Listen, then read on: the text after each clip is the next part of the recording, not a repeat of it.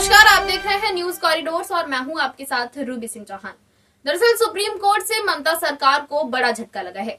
2016 में हुए शिक्षा भर्ती घोटाला मामले में ममता सरकार को झटका मिला है सुप्रीम कोर्ट से। क्योंकि कोलकाता हाई कोर्ट की तरफ से जो ऑर्डर आया था, सुप्रीम कोर्ट ने उस पर स्टे लगा दिया है। आपको बता दें, 2016 में जितनी भी शिक्षा भर्ती में नियुक्तियां हुई थी, उन सबको अवैध करार दिया है। इस शिक्षा भर्ती घोटाले पर क्या कुछ कहना है, हमारी निवेदिता बताइए।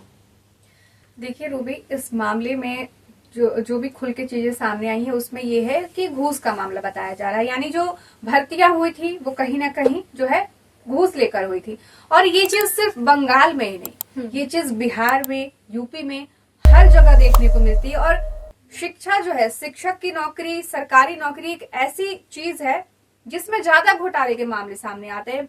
समझ नहीं आता कि इसी चीज में इतनी भ्रष्टाचार की चीजें क्यों होती हैं, पर ये चल रहा है। ये काफी समय से ऐसा चल रहा है कि लोग जो हैं इस चीज के पीछे इतने पागल हो जाते हैं कि घुसखोरी पे उतर जाते हैं और फिर इस तरीके की चीजें होती हैं।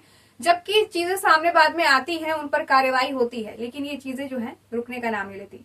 दूसरी बात, लोग जो है जितना उन शिक्षक और जिन लोगों ने घूस लिया उन पे तो कार्रवाई हो ही रही है, लेकिन जनता जो है वो ममता जो वहाँ की सीएम है उनको भी उतना ही जो है दोषी ठहरा रही है। क्योंकि जब उनकी सरकार है, उनके राज्य में ये सारी चीजें हो रही हैं, तो कहीं ना कहीं उन तक भी ये खबर पहुंचती ही होगी।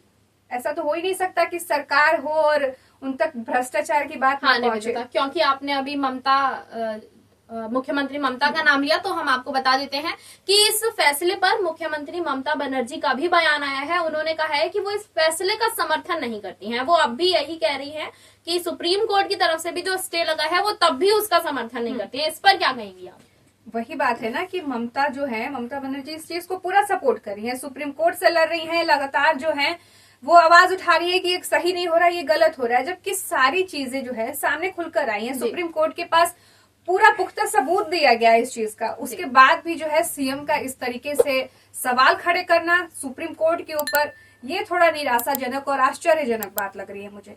आपको बता देते हैं सुप्रीम कोर्ट के फैसले की 4 प्रमुख बातें क्या रही हैं, तो आपको बता देते हैं। पहली जो बात है वो है दिव्यांग उम्मीदवार, यानी कि नए चयन होने तक वेतन मिलता रहेगा इसमें, और नए चयन प्रक्रिया में उन्हें भाग लेने की भी अनुमति दी जाएगी। ये सुप्रीम कोर्ट की तरफ से रुख अपनाया गया है। उसके अलावा निर्दोष उम्मीदवार, उनका दूसरा फैसला है कि राज्य सरकार के विभिन्न विभागों में काम कर रहे उम्मीदवारों को पिछले विभागों में जाने का अधिकार रहेगा। इसके अलावा उन्होंने कहा है कि नियुक्तियों को बिल्कुल अवैध करार दिया है, यानी कि कलकत्ता हाईकोर्ट ने जो फैसला लिया था उसी पर स्टे लगा दिया है। और ये बोला है कि जो वेतन मिला है, अभी तक जो शिक्षकों को वेतन मिला है उसे वापस लौटाना नहीं पड़ेगा, ना ही भत्ता वापस लौटाना पड़ेगा। उसके अलावा ये भी कहा गया है कि नई भर्तियां जो हैं वो 3 महीने में शुरू हो जानी चाहिए। जी बिल्कुल, अगर आपने अपनी योग्यता पर वो जॉब हासिल की है तो आप वापस उसके लिए आइए, मैदान में उतरिए, आप परीक्षा पास कीजिए। तो सरकार, मुझे लगता है कि जो भी नए कानून नियम बना रही है वो सही बना रही है, लेकिन अब इस पर सवाल तो खड़े होंगे ही, लोगों की नौकरियों का सवाल है।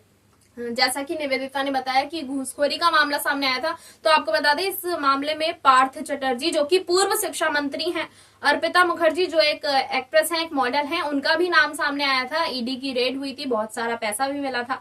तो जिस तरह से शिक्षा भर्ती घोटाले हो रहे हैं, पहले बिहार में हुआ, बंगाल में हो रहा है, और भी जगह हो रहा है, यूपी, तमाम जगह ये सारी चीजें देखने को मिलती हैं। बिहार में भी अभी कुछ समय पहले ही ये चीजें सामने आई थी, तो ये तो चल ही रहा है हर जगह। तो बहरहाल सुप्रीम कोर्ट के फैसले पर आपकी क्या राय है, हमें कमेंट में बताएं और देखते रहें न्यूज कॉरिडोर्स। न्यूज कॉरिडोर्स आप हमें यूट्यूब पर, इंस्टाग्राम पर, एक्स पर और फेसबुक पर फॉलो कर सकते हैं।